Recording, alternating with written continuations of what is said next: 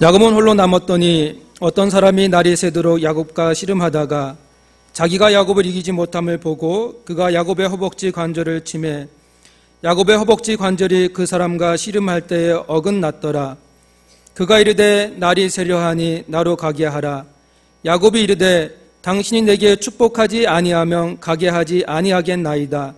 그 사람이 그에게 이르되 내 이름이 무엇이냐? 그가 이르되 야곱이니이다. 그가 이르되 내 이름을 다시는 야곱이라 부를 것이 아니요 이스라엘이라 부를 것이니 이는 내가 하나님과 및 사람들과 겨루어 이겼음이니라. 야곱이 청하여 이르되 당신의 이름을 알려주소서. 그 사람이 이르되 어찌하여 내 이름을 묻느냐 하고 거기서 야곱에게 축복한지라. 아멘. 한번 기도하시겠습니다. 기도하십시다. 은혜로우신 아버지 하나님, 하나님의 놀라운 사랑과 그 은총에 감사드립니다.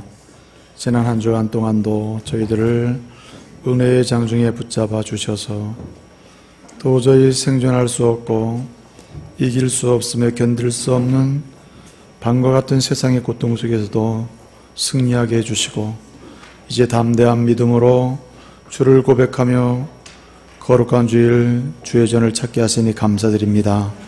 오늘 이 시간 주의 전에 올라온 믿음의 가족들에게 은혜를 베푸시되 성령의 충만함을 주시고 말씀으로 역사하사 약한 자를 강하게 하시고 넘어진 자를 일으켜 주시며 상심한 자를 새로운 소망으로 채워 주시옵소서. 이 시간도 말씀을 통하여 새 힘을 얻고 주의 이름을 높이는 새로운 인생을 살 수 있도록 도와주시옵소서. 예수님의 이름으로 기도하옵나이다. 아멘. 여러분 축복합니다. 아주 반갑고요.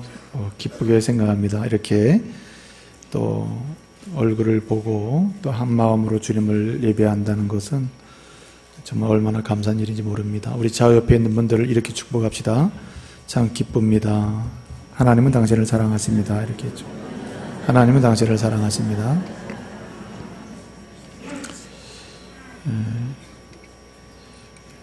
지난주에 우리 3.1절 있었습니다. 그래서 3.1절이 93주년이었거든요. 일제강점기로부터 이제 해방된 지가 벌써 꽤 오랜 시간이 지났지만 여전히 우리 민족은 정신적, 영적으로 보게 되면 많은 부분에서 또 새로운 어둠의 세력에 강점당하고 있지 않는가 이런 생각을 해봅니다. 그래서 93주년을 맞이한 3.1절을 저희가 생각하면서 이 민족의 진정한 독립과 진정한 해방과 자유가 넘치기를 또 소원하고 또 기도할 수 있는 저와 여러분 됐으면 좋겠습니다. 여러분 신앙의 삶이라는 것은 지극히 개인적인 것 같지만 또 지극히 공동체적입니다. 구원은 지극히 개인적 차원에서 하나님 주시는 큰 선물이지만 구원받은 하나님의 사람들이 사는 삶의 현장은 공동체적으로 진행돼요.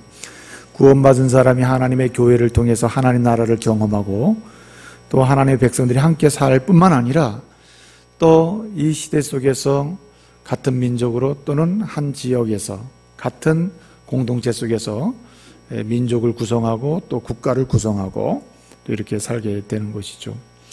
그렇기 때문에 우리는 한 가지 잊지 말아야 될 사실이 있습니다. 그것은 뭐냐면 진정한 신앙인은 따라합시다. 진정한 신앙인은 진정한 애국자가 되어야 한다. 예, 진정한 신앙인이라면 진정한 애국자가 되어야 합니다. 신앙과 국가는 양립되는 게 아니에요. 하나님께서는 세계 속에 하나님은 제도를 주셨습니다. 시스템을 주셨는데 그 제도를 주신 이유는 세계 속에서 하나님이 이루고자 하신 하나님의 거룩한 계획을 성취하시는데 그 시대 속에서 필요한 것이기 때문에 주신 것입니다. 그렇기 때문에 우리는 이 국가라는 제도 또 국가 속에 주신 하나님의 권위가 있거든요. 그 권위에 대해서 또 존경도 표하고 또 우리가 순종도 할 줄 알아야 됩니다. 우리는 일반적으로 국가 권력이나 또 국가 제도에 대해서 경시하는 경향이 있습니다. 그냥 무시해버리는 경향이 있는데 그리스도인은 그렇게 해서는 안 되는 것이죠. 진정한 그리스도인이라면 진정 하나님께서 이 아시아 지역의 한국 땅 그리고 대한민국을 세워주시고 이곳에 저와 여러분을 한민족으로 이렇게 보내주셨기 때문에 이 공동체, 이 조국을 이곳에 세우시고 이루고자 하시는 뜻이 무엇이며 세계 속에서 한국을 통하여 하나님이 하시고자 하시는 일이 무엇이며 또 한국인을 통해서 하나님이 역사 속에 이루고자 하시는 것이 무엇인지 역사의식을 갖고 찾아보아야 하는 겁니다. 그래서 역사적인 어떤 뭐랄까요, 사명이 있는데 그리스도인으로서 그 사명을 감당하면서 또 이 조국을 통해서 세계에 기여하고자 하는, 기여하게 하시는 하나님의 뜻을 이루어가면서 그렇게 살아야 하는 겁니다. 여러분, 애국자가 되시기를 바랍니다. 여러분, 이 나라가 이렇게 자유롭고 민주적이고 그리고 굉장히 안정된 상황이 있기 때문에 우리가 하나님의 복음을 듣고 복음을 자유롭게 전하고 복음의 은혜 가운데 자유롭게 예배하면서 이렇게 하나님을 섬기게 되는 겁니다. 그러니까 우리는 하나님께서 국가라는 이 자유적이고 그리고 민주적인 국가를 주셔서 이렇게 예배할 수 있게 하시기 때문에 우리는 이러한 국가를 지키려고 하는 마음도 있어야 되고 이 조국을 이위해서 내가 기여하고자 하는 마음도 있어야 하는 겁니다. 여러분, 지극히 자유롭게 이렇게 예배드리기 때문에 이렇게 특별한 감동도 없을 수도 있고 특별한 마음도 없을 수도 있는데 그렇지가 않습니다. 여러분, 아주 가까이에 있는 우리 민족, 우리 형제들인 북한 형제들을 보세요. 그곳이 어떤 곳입니까? 복음의 부흥이 있던 곳이 아니에요? 그리고 그 복음의 씨앗은 지금도 남아있어서 지하교회 형제들이 있는 겁니다. 물론 그 실상이 어떤지는 우리가 명료하지 못하지만 지금 복음이 많이 들어가 있습니다. 그럼에도 불구하고 입술을 벌려서 찬양 못해요. 또 성경을 못 보고 또 암송도 마음대로 못합니다. 성경책을 들고 다닌다는 건 불가능하죠. 소유도 안 되는데. 이런 것을 생각하면 우리는 이 조국의 기중성을 알아야 돼요.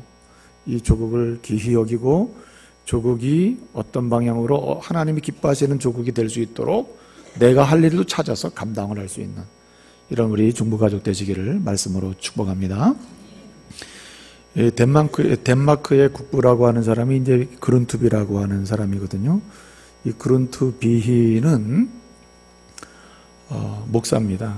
그 아버지도 목사였고 그도 또 말씀을 연구하고 그리고 이제 목사가 돼 30살에 목사 안수를 받았는데 덴마크가 한참 어두운 당시, 어렵고 재건할 당시에 아무도 나서는 사람이 없는 거예요. 보통 어려울 때 사람들은 다 자기 살기 바쁘잖아요. 자기와 자기 가족 생각하고 이렇게 되지 않습니까?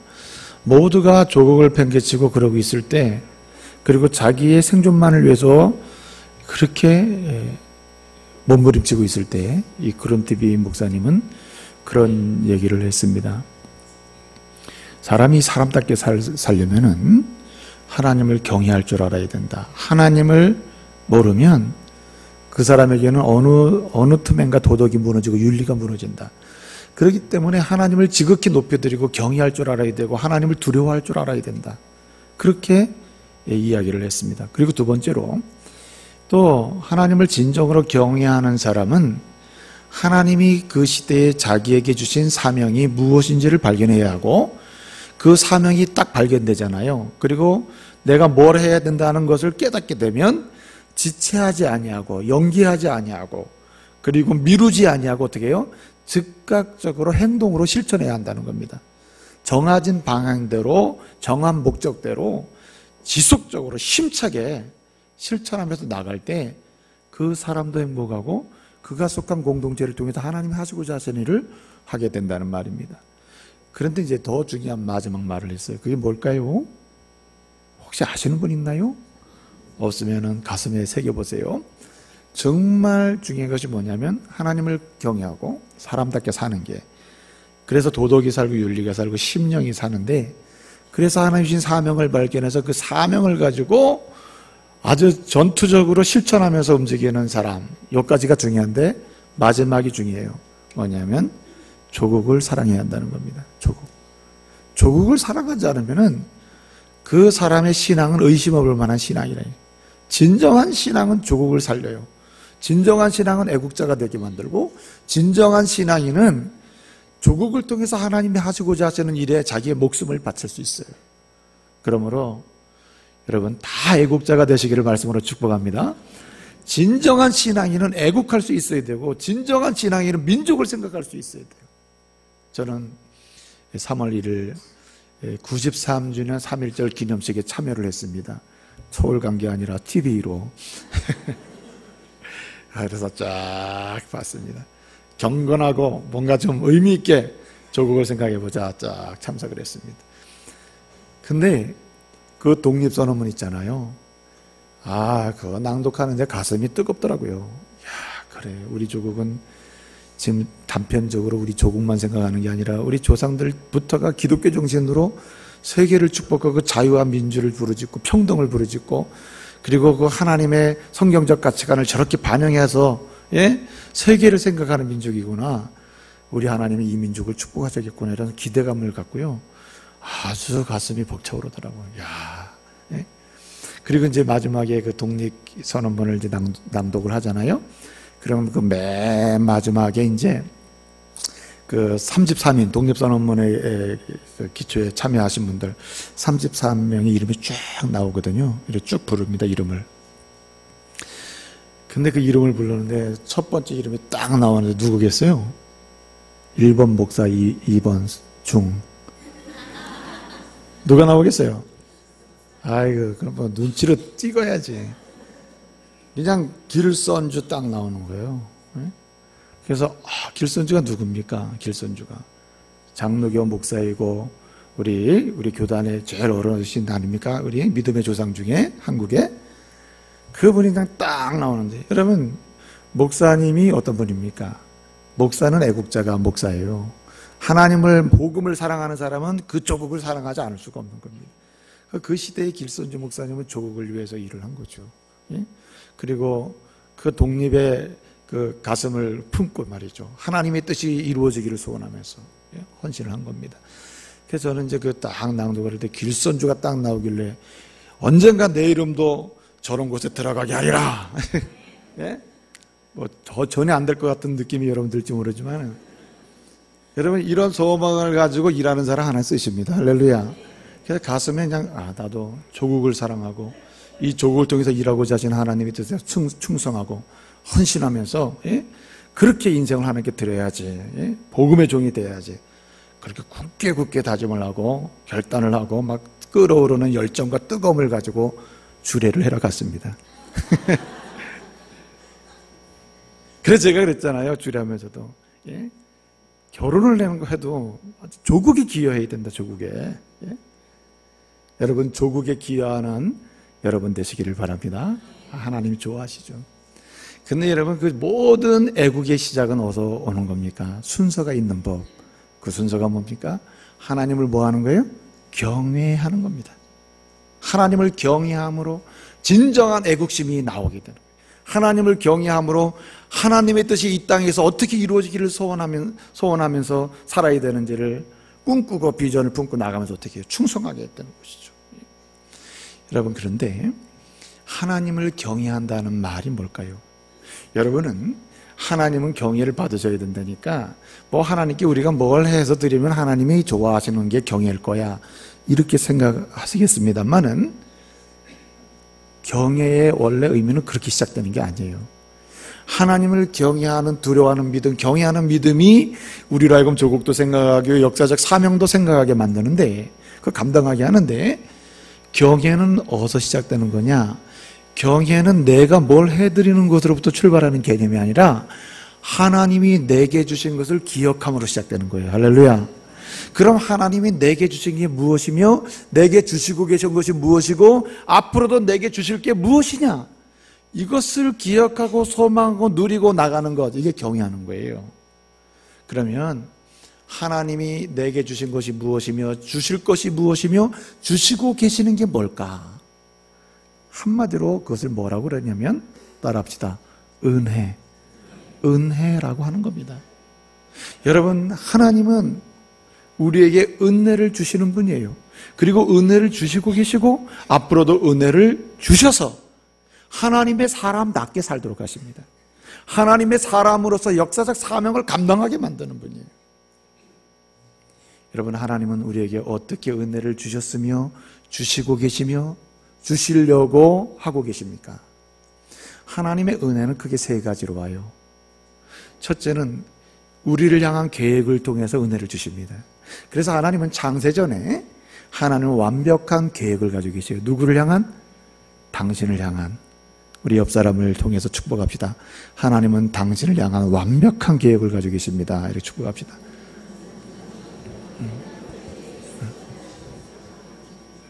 좀 깁니까? 당신을 향한 계획까지 있습니다. 이렇게 축복할 수 있어요. 하나님은 우리에게 어떻게 은혜를 주시는가? 어떻게 은혜를 주셨으며 어떻게 은혜를 주실 것인가? 하나님은 완벽한 계획으로 은혜를 주셔요. 그래서 창세전에 우리가 이 땅에 태어나기 전에 우리가 조성 엄마 뱃속에 조성되기도 전에 이미 하나님 만세전에 어떻게 합니까? 완벽하게 김멸을 계획하고 계신다. 완벽하게 우리 집사님들을 계획하고 계시고, 여기 오늘 처음 나오신 분이 있을지 모르겠어요. 처음 나오신 분, 그분의 인생도 완벽하게 계획하고 계세요. 그래서 계획하신 대로 이미 어떻게 해요?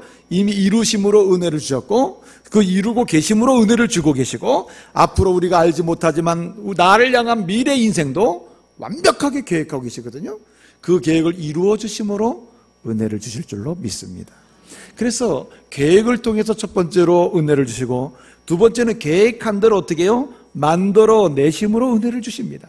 하나님은 만세전에 계획을 하셨어요. 그리고 어떻게 창세전에 계획을 하신 대로 몸에 우주 만물을 만드시고 사람도 만드시고 구원받을 자를 택하신 거예요. 하나님 만들어 가십니다.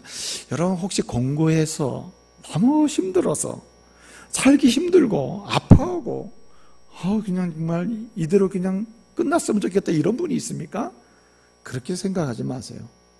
하나님은 지금 그렇게 하나님이 여러분을 향한 계획대로 만들고 계시는 과정 중에 한 부분일 뿐이에요. 하나님은 그렇게 공고함으로 만들어 놓고 끝나시는 작품 완성하시는 분이 아니에요. 하나님은 지극히 선하신 분입니다. 할렐루야. 하나님은 지극히 좋으신 분이에요. 하나님은 지극히 변함이 없으시고 계획하신 대로 가장 멋있게 결국은 만드시는 분입니다. 믿으시길 바랍니다. 하나님의 형상대로 우리를 거룩하게 성화되게 하시고 만들어내시는 분이 주님이십니다. 그러니까 오늘 공고하다고 해서 끝났다고 생각하지 마세요. 하나님은 공고함으로 끝나게 하시는 분이 아니에요. 절망적이라고 해서 그렇게 끝났다고 생각하지 마세요. 하나님은 반드시 희망으로 끝나게 하시고 소망을 이루어 주십니다. 여러분, 만드심으로. 마지막 세 번째, 뭘로 은혜를 주십니까? 섭리로 은혜를 주시는 거예요. 특별한 섭리로 은혜를 베풀어 주시고, 일반 섭리로 은혜를 베푸시고, 때로는 너무나 급하시고 일반 섭리로 또 은혜를 주시는 걸 뛰어넘어서 특별하게 이 사람을 건져내시고 길을 열어야 될 때, 그리고 그의 인생을 완전히 틀어놓아야 될 때 어떻게 하십니까? 비상을 걸어가지고 비상 섭리를 하셔가지고 한 사람을 새롭게 만드시는 은혜를 주실 줄로 믿습니다. 여기 오신 분들 중에 나는 전혀 교회를 나갈 수도 없고 나가지 않을 거라고 생각했는데 내가 어떻게 여기 와 있는지 모르겠어 하는 분이 여기 있을 거예요. 하나님의 특별한 섭리로 뒤집어져서 온 줄로 믿습니다. 그렇기 때문에 우리는 진정한 애국자로 조국을 통해서 하나님이 일하고자 하시는 것을 이루어가는 사람이 되기 위해서는 하나님을 경외하는 사람이 되어야 할 뿐만 아니라 그 경외는 첫째는 은혜를 기억하는 것이요, 둘째는 은혜를 누리는 것이요, 셋째는 은혜를 소망하며 살아야 할 줄로 믿습니다. 그래서 우리의 인생이란 은혜로 시작해서 은혜로 끝나는 거예요. 은혜로 시작해서 은혜로 하나님 나아가는 것이고, 은혜로 시작해서 은혜로 이 시대에 우리가 하는 일을 할 수가 있게 되는 것입니다. 여러분, 이스라엘 백성들이 애굽에서 이제 하나님의 은혜로 어떻게 됐습니까? 바로의 압제와 바로의 통치로부터 노예 생활하다가 이제 탈출을 하게 되잖아요. 애굽에서 출애굽하잖아요. 출애굽해서 나와서 이제 하나님이 지시한 가나안 땅을 향하여 가는데 나온 지 얼마 되지 않아서 바로가 어떻게 합니까? 자기의 군대를 거느리고 그냥 두지 않겠다고 다시 쫓아오잖아요. 앞에는 홍해가 있어요. 끝난 거 아닙니까? 그런데도 불구하고 홍해는 어떻게 됐습니까? 열렸죠. 그리고 그들은 건너가고 바로와 그 군대는 홍해의 수작이 됐습니다. 그리고 또 다시 시작해요. 광야로 들어갔습니다. 와, 가보니까 어떻습니까? 광야라는 곳이. 광야라는 것은 애국과 비교해보면 살 곳이 아니죠. 먹을 것, 입을 것, 잠잘 것, 모든 게 불편한 곳, 어쩌면 살 수 없는 곳이 광야입니다, 여러분. 광야라는 곳으로 들어간 거예요. 가나안을 향하여 소망하고 출발했는데 거쳐야 될 곳은 광야인 거예요. 많은 이스라엘 사람들이 원망을 합니다. 하나님이 은혜로 만나도 주시고 은혜로 매출하기도 주시고 그리고 먹을 거 입을 거 다 주심에도 불구하고 광야는 불편한 곳이에요. 그래서 그들은 가면서 원망을 합니다. 불평을 합니다. 그래서 그들의 가슴속에 불타고 있어야 될 가나안 땅, 적각골이 흐르는 땅, 그곳에 들어가는 소망, 그 소망의 불도 점점 어떻게 돼요? 점점 꺼져간다 이거지. 촛불이 점점 약해지듯이 그 불이 꺼져가는 거예요. 여러분, 소망의 불이 점점 약해지면 그것은 불평과 원망으로 변하고 그리고 절망과 좌절로 변하는 것입니다. 여러분, 어떻게 하면 소망의 불이 타오르면서 가나안을 향하여 아무리 공고함이 있고 고난이 있고 그리고 역경이 있고 힘든 삶의 여정이 있어도 그것을 능히 통과하면서 갈 수 있을까요? 이스라엘 백성들은 그 광야에서 그 가나안 소망의 불이 점점 약해지면서 불평과 원망을 하고 고난을 견디지 못하고 온갖 하나님을 향해 불평하고 모세를 향해 불평하고 그러잖아요. 이런 사람들에게 이런 얘기 저런 얘기 아무리 해줘도 되질 않는 겁니다. 하나님께서는 모세를 통해서 말씀하시고 모세를 통해서 주신 그 말씀을 뭐하게 하십니까? 기록하게 하시는 거죠. 그래서 가나안 소망의 불이 타오르게 만드시면서 그 고난을 등이 이기면서 나아갈 수 있도록 하시기 위해서 말씀을 써주십니다. 그 말씀이 뭡니까 여러분? 모세오경을 써서 주시는 거예요. 그래서 모세를 통해서 하나님 말씀을 기록하게 하시는데 제일 먼저 창세기가 기록이 되는 겁니다. 그래서 여러분, 창세기의 1차 독자는 창세기의 1차 독자는 누구냐면은 바로 애굽에서 나와서 홍해를 건너가지고 가나안 소망으로 가고 있는데 지금 원망하고 있고 불평하고 있고 견디기 어렵고 고난입니다, 역경입니다, 너무 힘들어요 하는 그 출애굽해서 광야를 지나가면서 원망하고 있는, 절망하고 있는, 소망의 불이 꺼져가고 있는 그들에게 하나님이 1차 독자로 창세기를 써서 주는 거예요. 그 창세기를 읽는 이 출애굽, 그래서 광야를 통과하고 있는 이 사람들이 그것을 창세기 말씀을 듣고 읽을 때 여러분 어떻을 것 같아요? 많은 도전을 받았겠죠. 하나님께서는 창세기 말씀을 통해서 주시고자 한 게 뭘까요? 많은 것을 말씀하고 싶으셨겠지만 오늘 본문 말씀을 통해서 주시고자 하시는 건 뭐냐면 은혜로 너희가 가고 있다는 걸 알려주는 거예요. 은혜로. 제가 말씀드렸죠.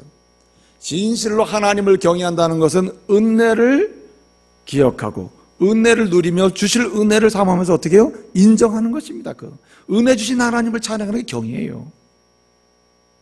근데 이스라엘 백성들이 은혜로 출애굽했고 은혜로 홍해를 건넜으며 은혜로 광야로 들어갔으며 은혜로 광야를 통과하고 있음에도 불구하고 이들은 자신이 지금 가고 있는 길이 뭘로 간다는 걸 몰라요?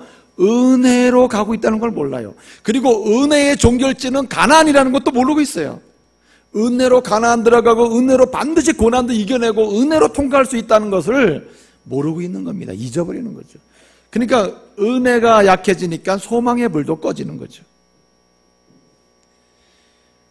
여러분, 이스라엘 사람들이 출애굽할 때 두 가지 사건으로 나눠지죠.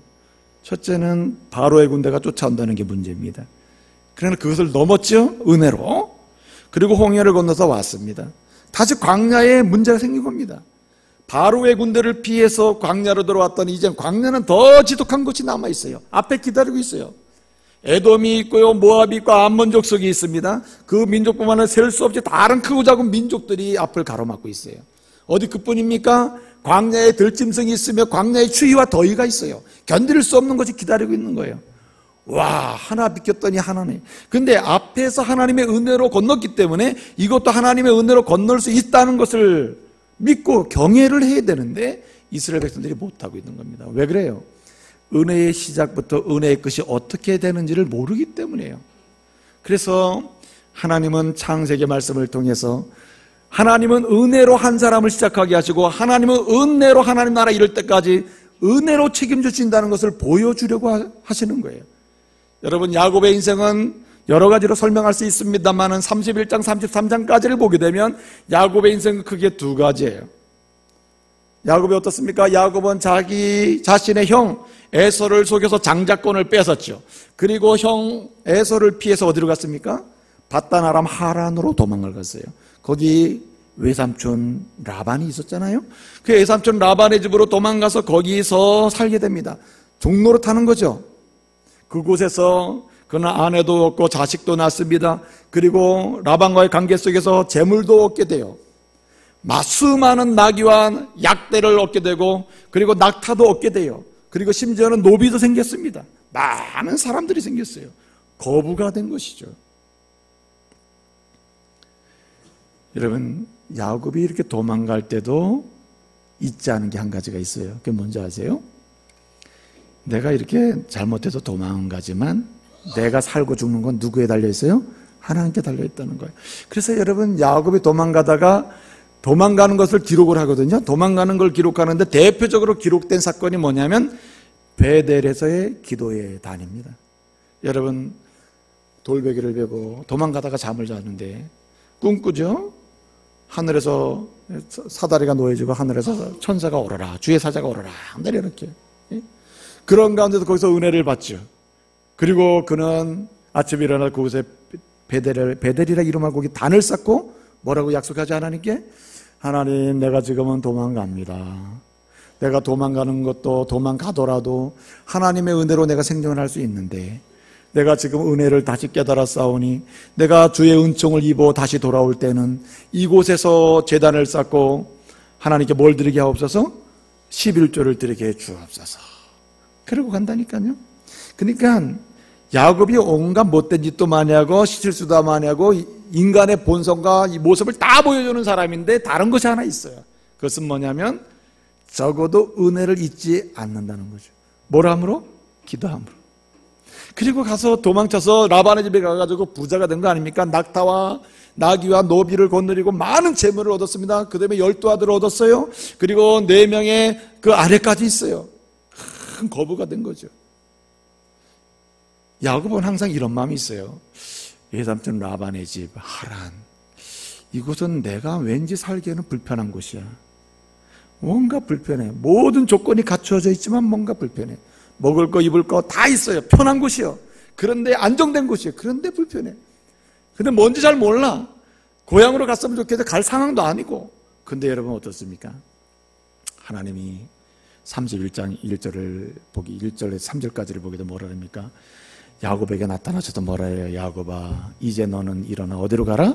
내 본토, 내 형제 집으로 가라. 가나안으로 가라. 내 형제 집으로 가라. 내 언약의 땅으로 가라고. 그렇게 말씀하시잖아요. 그래서 그렇구나. 이 왠지 모르지만 불편한 곳 이곳에서 내가 계속 있어야 될 곳이 아니구나. 내가 사모하던 고향 땅으로, 언약의 땅으로 가야 되겠구나. 가나안으로 가야 되겠구나 하고 그곳에서 일어나죠. 자, 여러분 같으면 출발하겠어요? 안 하겠어요? 거기 노비, 약대, 나귀, 그 다음에 집 다 있어요. 딱 거기 살면 부족한 게 없습니다. 그런데 지금 하나님은 가라 그래요. 그럼 어떻게 하겠어요, 여러분? 여러분들은 뭐 야곱은 좋아라고 하겠구나 이렇게 생각할지 모르지만은 사람이라면 가기가 어렵다 이거죠. 그런데도 야곱은 툭툭 텁니다. 다 털어요. 털어버려요. 그래, 여기가 내 살 곳이 아니구나. 내게 주신 거 가져가자. 그래가지고 다 챙겨가지고 인사를 제대로 갔으면 좋았을 텐데 인사도 안 하고 라반한테 몰래 도망을 가는 거 아닙니까? 그리고 야곱의 부인은 뭐까지 훔쳐가죠? 드라빔까지 훔쳐가잖아요. 이 드라빔이라는 것은 어떠한 집에 그 당시에 집집마다 있는 하나의 가정 수호신 우상이거든요. 근데 그 야곱의 아내가 그것을 훔쳐가지고 같이 간 겁니다. 여러분, 사실은 드라빔은 우상인데 더 의미 있는 게 뭐냐면은 이 드라빔을 마지막에 소유하고 있는 사람이 그 주인이 죽잖아요. 아버지가 죽잖아요. 그러면 그 드라빔을 소유한 사람이 상속권을 갖습니다. 그럼 많은 상속을 가질 수 있는. 그러니까 딸이 그걸 몰래 훔쳐가지고 간 거예요. 나중에 아버지 돌아가시면 이거 가져와서 주장하는 거죠. 예? 내 거야. 여기 이거 봐. 그러니까 드라빔 내 가지고 있잖아. 이렇게 되는 거거든요. 어쨌든 그렇게 부자가 됐음에도 불구하고 여자는 항상 욕심이 많습니다. 그래가지고 그걸 또 챙겨서 나중에 더 챙기려고 그걸 또 싸가지고 출발했는데, 여러분 어때요? 이스라엘 백성들이 애굽에서 편한 곳이거든요. 종로로 타고 있지만 사실 좀 편한 곳이에요. 근데 거기서 나와야 되잖아요. 하나님 가잖아요. 그런데 바로의 군대가 출애굽한 이스라엘 사람들을 추격하듯이 이제 모든 걸 싸들고 모든 가족과 가문의 사람을 끌고 이제 가나안을 향해서 출발을 했는데 누가 쫓아와요? 라반과 그의 군사들, 사병들이 쫓아오는 겁니다. 이스라엘과 똑같은 상황 아니에요. 그렇죠? 예? 야곱이 가족을 들고 가나안 소망으로 출발했더니 누가 쫓아와요? 라반과 그 군사들이 쫓아오는 거예요. 라반이 어떻게 했어요? 가만두지 않겠다 쫓아오는 겁니다. 그냥 끝을 내겠다고 쫓아오는 거예요. 심지어는 우리 집에 있는 드라빈까지 훔쳐가, 이거는 완전히 싸우자는 얘기야. 그래 쫓아오는 거죠. 악을 쓰고 쫓아오는 겁니다. 여러분, 이렇게 악을 쓰고 쫓아오는 사람 당할 수가 없어요. 어떻게 야곱이 이걸 이겨낼 수 있겠어요? 얼마나 야곱이 두려워했겠어요? 염려가 됐겠어요? 그렇죠? 근데 여러분, 결론은 어떻습니까? 라반이 쫓아와서 결론은 어떻게 됐습니까? 야곱하고 만나가지고 다 문제 해결하고 조약을 체결하잖아요. 그리고 뭐라 그래요? 너는 너, 나는 나대로 앞으로 잘 살자. 그리고 헤어지잖아요. 이 말은 라반과 관계되고 하란과 관계된 모든 생활을 깨끗하게 정리했다는 의미입니다. 깨끗하게 정리했다. 마치 홍해를 건너면서 애국과 깨끗하게 정리한 이스라엘과 같은 거예요. 그러니까 야곱의 이야기를 들으면서 야곱이 저렇게 되는 이유가 뭐예요? 다시 기억하는 거예요. 이스라엘 사람들은 하나님의 은혜구나. 악을 쓰고 죽이려고 쫓아오던 라반이 어떻게 마음이 확 바뀌어서 그렇게 조약을 체결하고 잘 살아보자고 서로 가냐 말이에요. 이렇게 마음을 바꾸시는 분이 누굽니까? 하나님이세요. 사람은 못돼도 하나님은 하십니다. 그래서 주님 말씀하셨어요. 마태복음 19장 26절에서 말씀하시기를 사람이 할 수 없는 일을 하나님 뭐 하시느니라? 하실 수 있느니라. 할렐루야. 그게 은혜라 이 말이죠. 내가 하려면 안 되는데 하나님께 맡기면 하나님이 하시는 것입니다. 그래서 야곱이 도망가는데 라반이 쫓아오고 라반이 죽이려고 하는데 이 문제를 다 풀어요. 근데 여러분 보세요. 라반의 문제 풀었더니 앞에 또 뭐가 버티고 있어요? 20년 전에 자기가 사기치고 도망갔는데 20년 전에 그 형님이 지금 20년 동안 복수의 칼을 갈고 400명의 군사를 데리고 지금 앞에 떡 버티고 있는 거예요. 가나안으로 가야 되는데 가나안 소망이 막힌 거죠. 여러분, 이 야곱이 얼마나 마음에 부담이 됐겠어요. 가나안 소망의 불이 꺼질 것이냐. 잘 들어보세요. 가나안으로 가야 한다고 하는 하나님 주신 약속의 땅 가나안에 대한 소망의 불이 점점 꺼질 것이냐, 아니면 가나안의 소망의 불이 점점 훨훨 타올라서 어떻게든지 이것을 극복하고 갈 것이냐의 문제가 여기 걸려 있는 것이에요. 이 문제가 누구의 문제입니까? 여러분, 우리의 문제이고 출애굽했던 이스라엘, 광야의 이스라엘 사람들의 문제였어요. 가나안의 소망의 불을 활활 태우면서 계속 갈 것이냐, 아니면 가나안 소망의 불이 점점 꺼지면서 그리고 원망과 불평에 쌓이고 고난은 견디지 못하고 그리고 무너질 것이냐 말이에요. 이렇게 떨고 있는 이스라엘 사람들에게 하나님은 야곱의 이야기를 통해서 길을 제시해 주는 거예요. 여러분, 오늘 야곱이 앞에 버티고 있고 라반의 문제 해결했더니 앞에 버티고 있는 야곱과 그 에서와 그 400명의 군사가 자기를 죽이려고 기다리고 서 있는 이 문제를 어떻게 풀고 그리고 깨끗하게 가나안 땅으로 들어갔습니까? 여러분, 결론은 이래요. 결론은 야곱이 하란을 출발해서 정확하게 가나안 땅에 도달했다는 겁니다. 자, 여러분, 야곱이 힘이 있어서 그렇습니까? 아무도 그를 건들 수 없는 능력이 있어서 그렇습니까? 아니죠, 여러분. 출발할 때부터 라반에게 죽을 수밖에 없었지만 라반을 건너뛰었으며 심지어 400명의 군사와 이제 에서가 버티고 있는데 그것을 건너서 넘어갔으며 그리고 가나안 땅에 들어간 거예요. 어떻게 이런 일이 됐겠어요? 모두에 말씀드린 대로 그대로 정답이 있는 겁니다. 뭐죠? 하나님의 은혜입니다. 하나님의 은혜. 하나님의 은혜로 야곱을 출발하게 하셨으며, 그래서 은혜를 강조하기 위해서 뭐라고 말씀합니까? 31장 1절에 뭐라 그래요? 하나님이 너는 가나안으로 가라. 꺼져 있는 불 살려라. 가나안 소망을 품고 다시 시작해라. 하나님의 은혜라 이 말이죠. 은혜로 출발해서 은혜로 가나안 땅에 들어간 줄로 믿습니다. 이 이야기를 들은 이스라엘 사람들의 가슴이 어떻겠어요? 그렇구나, 우리의 믿음의 조상인 야곱도 하나님의 은혜로 출발해서 하나님의 은혜로 가나안 땅에 들어갔구나. 그러므로 우리도 그대로 가면 되겠구나. 하나님의 은혜가 우리를 출발하게 했고 애굽에서 나오게 했고 홍해 건너게 했고 또 강야를 통과하게 하면서 만나도 주시고 메추라기도 주시는구나. 하물며 여기 남아있는 다른 타 민족의 전쟁 그리고 많은 고난들 추위 역경들 뭐가 걱정이냐면 뭐가 해결해요? 은혜가 해결하는데. 그렇게 놀라운 도전을 받고 가게 되는 것입니다. 자, 그러면 어떻게 받은 은혜를 기억하고 받고 있는 은혜를 누리며 받을 은혜를 소망하면서 이 가슴 속에 가나안의 소망을 불태우면서 말해요. 야곱이 갈 수 있었냐는 거죠. 어떻게 이스라엘 사람들이 야곱을 통해서 배운 바 그대로 은혜를 기억하고 은혜를 누리며 받을 은혜를 사모하면서 가나안의 소망을 불태우면서 결국은 가나안 땅에 들어갈 수 있었냐 말이에요. 그 방법이 뭐냐는 거죠. 우리는 야곱에게서 배워야 돼요. 야곱이 보여주는 바가 뭡니까? 따라합시다. 하나님만 의지하라. 여러분, 하나님만 끈질기게 의지하는 것인데 하나님만 끈질기게 의지하는 가장 현상적인 표시가 무엇이냐면 끈질기게 뭐 하는 거예요? 기도하는 것입니다. 오늘 여기 말씀에 보게 되니까 야곱은 형이 400명의 군사를 거느리고 오고 있다는 것 그리고 자기를 이제 죽이려고 기다리고 있다는 것을 확인한 다음에 어떻게 합니까?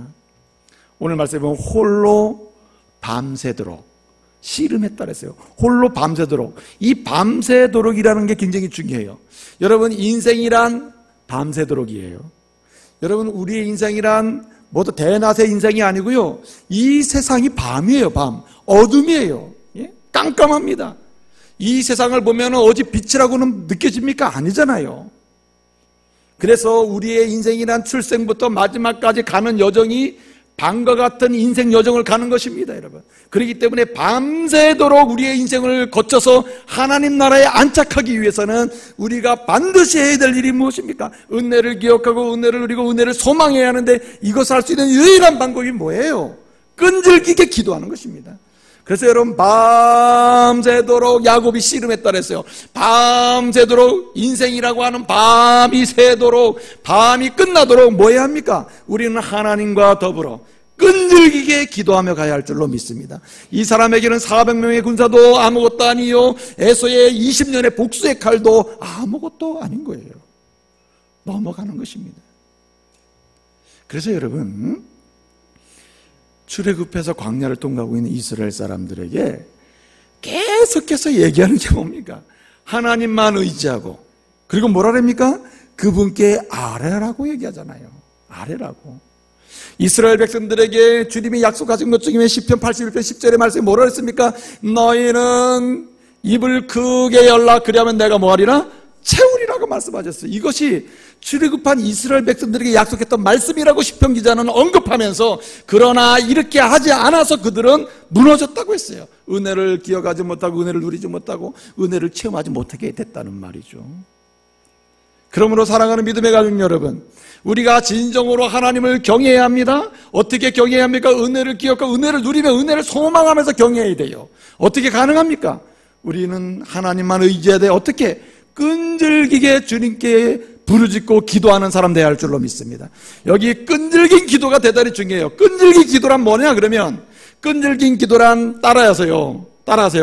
하나님께 소망을 두고 간절히 지속적으로 하나님의 뜻을 구하는 것이다. 하나님께만 소망을 두고 간절히 그리고 지속적으로 뭘 구해요? 다 잊어버렸죠. 하나님의 뜻만 구하는 거예요. 오 주님이여, 지금은 어두운 밤입니다. 내 밤새도록 내 인생 살아가는데 도대체 내가 어떻게 살아야 할지 모르겠으며 지금은 이대로는 내가 죽을 수밖에 없습니다. 하나님, 하나님께만 나의 소망이 있사오니 주여 내 심령을 보시옵소서. 그리고 나는 중단 없이 이렇게 주님만 붙들고 살겠습니다. 그러하오니 주의 뜻을 내 인생 가운데 이루어 주시옵소서. 밤새도록 기도했더니 하나님께서 문제를 풀어주신 줄로 믿습니다. 야곱의 인생이 그래서 가나안 인생이 된 거예요.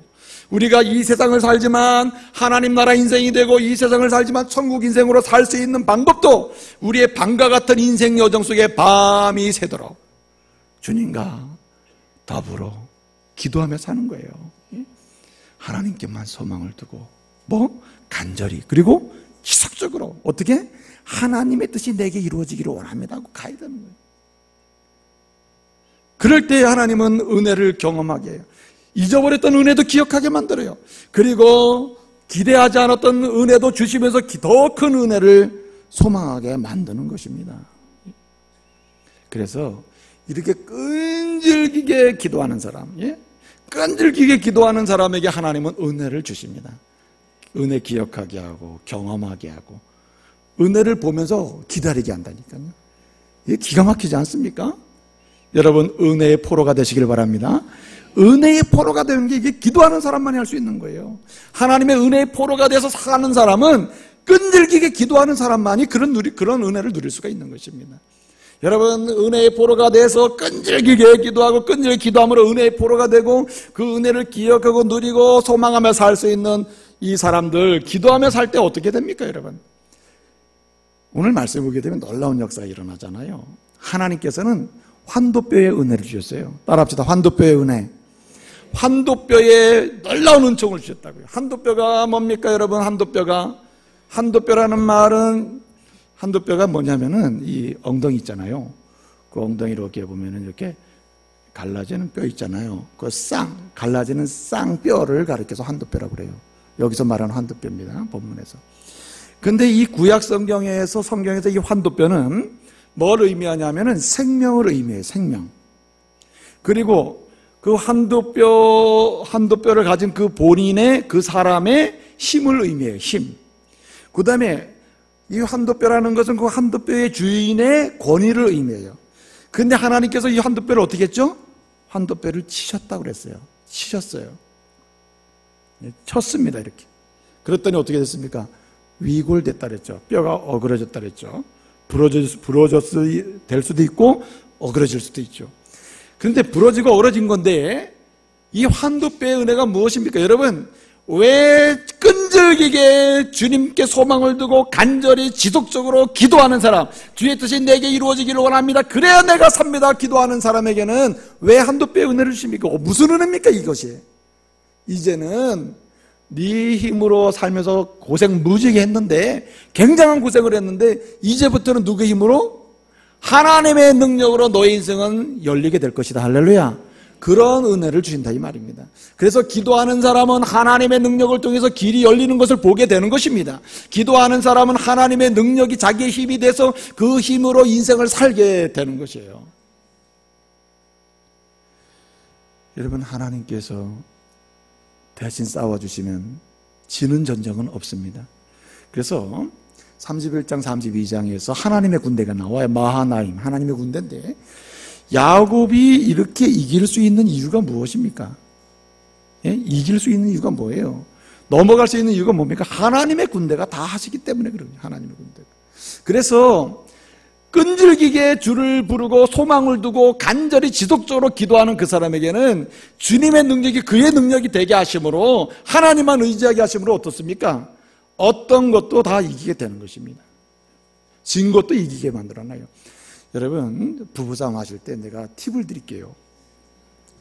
부부싸움에서 여러분 이기고 싶죠? 아닌가요? 여러분 부부싸움에도 이겨야지 지면 안 되죠. 아내를 이겨야지 남편도 이겨. 근데 아무리 싸워도 안 됩니다. 어떻게 합니까? 부부싸움이 있을 때 내 대신 하나님이 싸워주시도록 하는 게 좋아요. 하나님 내 아내랑 좀 싸워주십시오.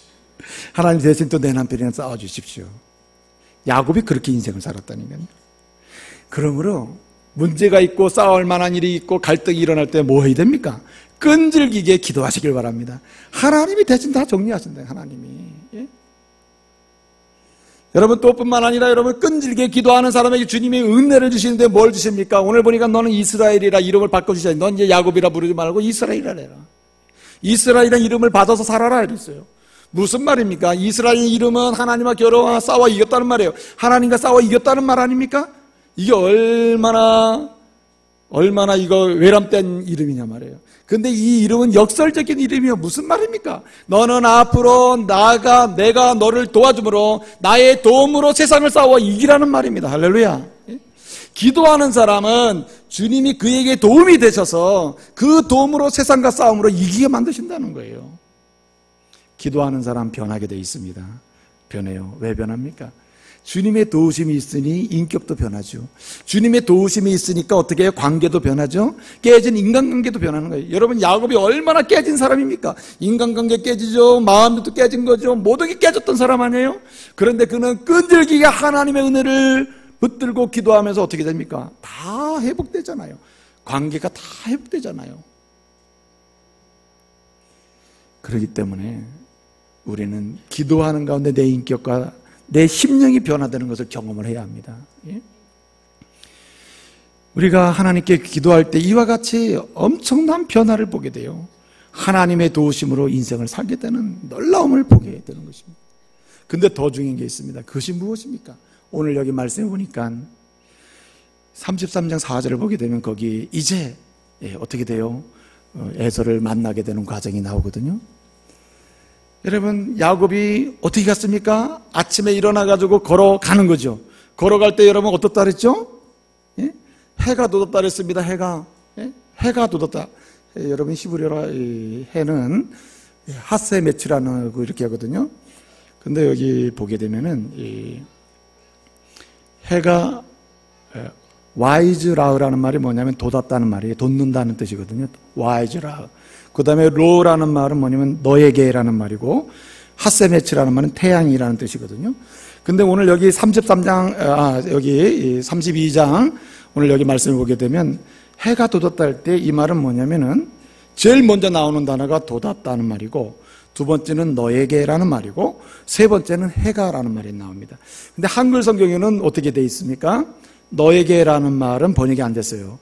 해가 돋았다고만 해 있죠. 근데 이 해가 누구한테 돋은 거냐면 야곱에게 돋은 겁니다. 원문에 그런 거예요. 그러니까 와이즈라고 돋았다 누구에게? 야곱에게. 뭐가? 태양이 돋았다는 말. 여러분, 태양은 그냥 떠오르는 겁니다. 그런데 왜 태양이 갑자기 야곱에게 돋았다고 말씀하실까요? 이 말은 밤새도록 기도하기 전에는 그에게 소망의 불이 꺼진 거예요. 가나안 불이 꺼져가고 있어요. 왜? 두렵고 떨리니까. 근데 밤새도록 기도하는 가운데 그가 하나님의 능력을 체험하고 하나님이 그의 구주가 되세요. 하나님이 그의 주인이 되세요. 그리고 나니까 그는 어떻게 두려움이 없어지는 거예요. 그리고 그의 인생은 이제 내 힘으로 사는 것이 아니라 내 힘과 내 생명으로 사는 것이 아니라 주님이 주신 생명과 주님이 주신 권위와 주님이 주신 능력으로 사는 것이구나 깨닫게 돼 그 믿음으로 다시 일어나는 거죠. 밤새도록 싸우고 일어났을 때 어떻게 돼요? 여러분, 해가 돋았다는 말이에요. 그의 인생은 뭐가 돋았다는 말이죠? 해 뜨는 인생이요. 예? 그리고 광명이 비치는 인생이요. 소망이 불타는 인생이 되는 것입니다. 여러분에게 해 뜨는 인생이 펼쳐지기를 소원합니다. 기도하는 사람의 끝자락에는 반드시 해가 떠오르게 되는 거예요. 태양이 떠올라, 영광의 태양이 떠오르는 것입니다. 근데 여러분, 본래 400명의 군사를 거느리고 있는 이 에서에게 나갈 때 얼마나 두려웠겠어요. 여러 가지 생각을 가지고 일어났을 거예요. 근데 야곱은 어떻습니까? 한두 뼈를 맞아서 어떻게 해요? 쫄룩쫄룩거리면서 일어나요. 이래가지고는 싸울 수가 없어요. 400명의 군사 에서를 어떻게 만납니까? 그렇죠? 근데 쫄룩쫄룩거리면서도 그에겐 지금 뭐가 타오른다고요? 소망의 불이, 태양이 타오르는 거예요. 하나님 주신 은혜의 태양이 타오르는 거예요. 가슴속에서 말이에요. 그러니까 두려움이 없는 거죠. 나는 비록 쫄룩거려서 싸울 수도 없지만 하나님이 대신해서 모든 걸 해주시리라. 마하나임. 그리고 나가는 거예요. 그리고 나갔더니 어떻게 됐습니까? 33장 4절에 보니까 딱 마주 본 겁니다. 야, 긴장이 돌았겠죠? 야곱이 얼마나 한편으로는 근심이 됐을까요? 사람인데. 근데 놀랍게도 33장 4절에 보니까 에서가 말입니다. 뭐 칼도 안 들고 아무것도 안 들고 그냥 다 벗어던지고 어떻게 합니까? 그냥 막 달려오는 거예요. 막 달려오는 거예요. 막 달려온다는 것을 와야라츠라고 그러거든요. 와야라츠. 막 달려와가지고 갑자기 막 야곱을 끈안고 막 키스를 하고 막 그냥 안아주고 막 너무너무 뭐 말을 여러 가지 했을 거예요. 굉장히. 그리고 뭐라 그랬죠? 울었다고 했습니다. 왜 울었을까요? 20년의 복수의 칼날을 간 결과가 뭐예요? 안아주고 품어주고 용서해주고. 이건 무슨 얘기입니까? 나도 죄인이요 너도 죄인이요. 우리 모두 뭘로 살아요? 하나님의 은혜로 여기까지 왔구나. 할렐루야. 그리고 변하는 거예요. 어떻게 여러분 20년의 복수의 칼이 단번에 뒤집어져서 갑자기 안아주는 사람이 되냐 말이에요. 불가능하죠. 그런데 여러분, 끈질기게 기도하는 사람에게 이런 기적이 나타날 줄로 믿습니다. 나타나는 거예요. 그래서 여러분 그 마키아벨리라는 사람이 군주론이라는 책을 썼잖아요. 워낙 유명한 책이라서. 이 마키아벨리가 군주론에서 말한 좋은 명언들이 많은데 그 중요한 말 중에 하나가 뭐냐면은 변화는, 따라합시다. 변화는 또 다른 변화를 유발한다. 변화는 또 다른 변화를 가져오게 만든다는 겁니다. 그건 무슨 얘기예요? 야곱이 변했더니 형도 변해요. 할렐루야. 야곱이 변하면 가족도 변해요. 야곱이 변하면 자네가 변해요. 그러므로 야곱이 기도했더니 축복은 누구도 받았어요? 에서도 받은 거죠.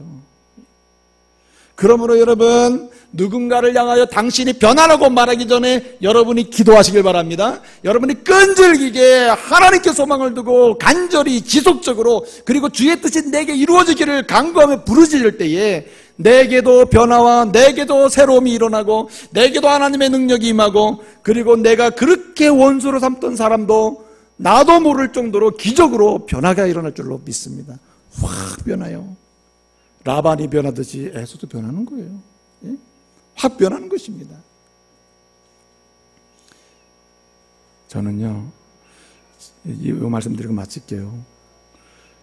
제가 7년 전에 저희 교회에, 벌써 8년이 되네. 7년 하여튼 넘었는데요. 저희 교회에 새벽기도 꾸준히 나오시는 분이 계셨어요. 그리고 어느 날 새벽기도 끝나는데 만났어요. 얘기를 들어봤어요. 이제 권사님이신 거예요.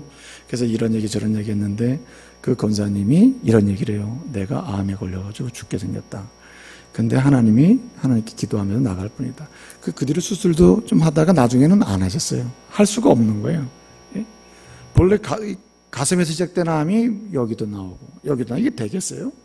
상식적으로는 안 되잖아요. 근데 제가 항상 그분에게 놀라고 그분을 통해 도전받은 건 뭐냐면, 그분은 수술받고 병원에서 나오면 즉시 그 다음부터 새벽을 깨우는 거예요. 죽으면 죽으리라. 하나님이 나에게 은혜를 베푸셔서 여기까지 왔고 앞으로도 은혜로 산다는 거예요. 하나님의 은혜를 주시면 된다는 거예요. 죽어도 좋고 살아도 좋고 하나님의 은혜로 간다는 거예요.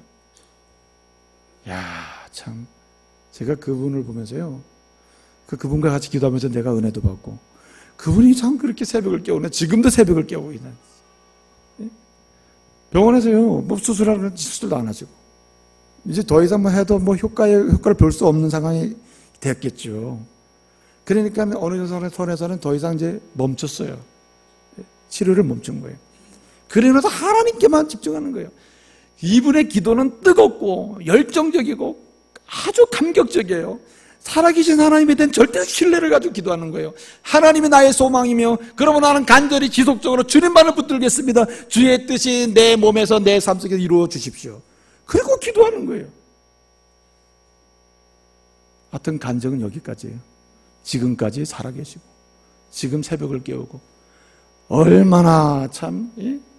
저는 그 권사님 보면은요, 지금 여기 나와 계시는데 그 권사님 보면요, 제 가슴이 참 도전이 돼요. 와, 참 하나님이 기도하는 자는 저렇게 역사도 하시는구나. 주의 뜻이 기도하는 곳엔 반드시 이루어지게 돼 있는 것입니다. 여러분, 야곱이 기도했더니 형이 변하는데 하물며 어머니가 기도하면 왜 자녀가 안 변하겠어요? 어머니가 기도하고 아버지가 기도하는데 왜 가정이 변하지 않겠어요? 역사가 일어나지 않겠어요? 왜 우리의 아들의 가정, 딸의 가정들이 왜 공고함 속에 맨날 그렇게 어렵게 살아가겠습니까? 부모가 기도하면 변화가 되는 거예요. 새로운 역사가 일어나요. 도저히 불가능하다는 것들이 가능케 되는 것입니다. 여러분, 끈질기게 하나님께 소망을 두고 간절히 지속적으로 주의 뜻이 내 안에서 이루어지기를 원합니다 하면서 기도하시길 바라요. 이런 사람이 역사를 만들어가는 것입니다. 그 사람도 변하고 그 사람이 함께 있는 사람도 변하게 만드는 것이에요. 어머니가 변하니까 딸도 변하는 것이죠. 여러분, 이런 말 절대 하지 마세요. 내가 그렇게 변화하기를 원하고 했는데 내 남편은 왜 저렇게 안 변하는지 모르겠다고. 그건 본인의 문제예요. 본인이 기도하는 가운데 끈질기게 기도하면 본인도 변하게 해주시고, 그렇게 변하지 않던 모든 주변의 사람들 변해서 주의 영광 보게 하실 줄로 믿습니다. 기도하십시다. 은혜로 오신 아버지 하나님, 감사 찬송 영광 돌려드립니다. 주님, 이 시대는 기도가 멈춘 시대가 되었습니다. 조국을 걱정하는 사람은 많으나 기도하는 종들은 적습니다. 조국의 미래를 참으로 열기를 원하지만 부르짖어 간절히 눈물로 호소하는 종들은 적습니다. 가정을 걱정하는 사람은 많으나 가정을 위해서 끈질기게 기도하는 종들은 적습니다. 아버지 하나님, 오늘 이 주의 전을 찾은 모든 믿음의 가족들에게 은혜를 더하셔서 현재 우리를 둘러진치고 있는 수많은 인생의 문제들, 앞으로 다가올 인생의 문제들, 인생 여정 밤새도록 참으로 살아가야 될 방과 같은 인생 여정, 주여 주님께 끈질기게 기도하면서 은혜를 받고 은혜를 기억하고 은혜를 소망하고 누리면서 승리하는 저희들 되게 하여 주시옵소서. 야곱의 기도가 영을 변화시키고 야곱의 기도가 참으로 가나안 땅에 들어가는 은혜를 충만히 누리도록 하나님의 은혜를 준 것처럼 그러한 기도의 일꾼들 되게 하여 주옵소서. 예수님의 이름으로 기도합니다. 아멘.